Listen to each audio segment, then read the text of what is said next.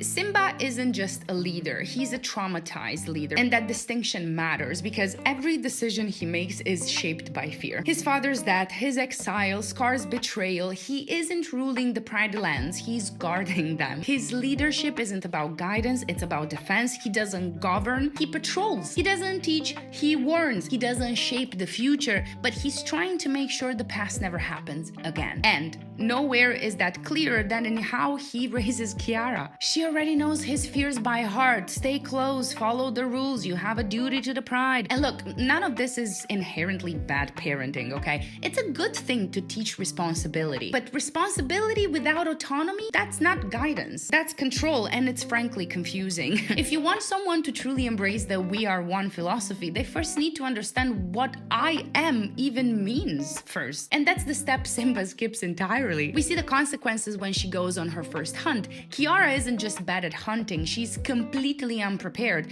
And that's terrifying because she's a lion, okay? Her survival literally depends on this skill. And yet she fails because Simba spent so much time shielding her from danger that he never taught her how to face it. And instead of realizing that maybe this whole overprotective parenting thing isn't working, he doubles down. He straight up lies to her, tells her she can hunt alone, then sends Timon and Pumbaa to spy on her. Which, Simba, my guy, what's the plan here? Because she's a lion. What, are Timon and Pumbaa going to meal prep for her for the rest of her life?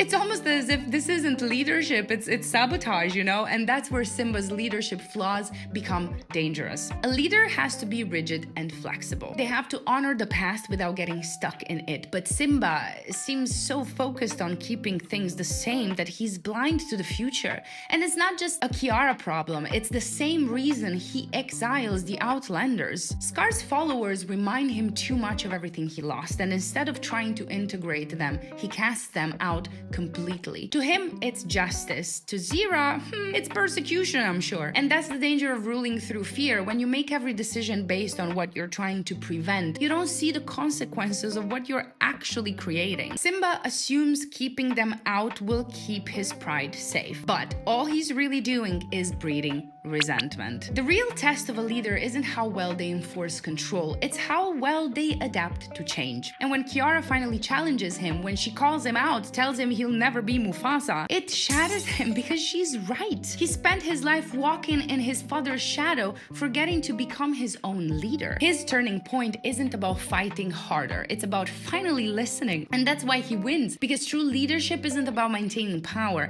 it's about evolving it.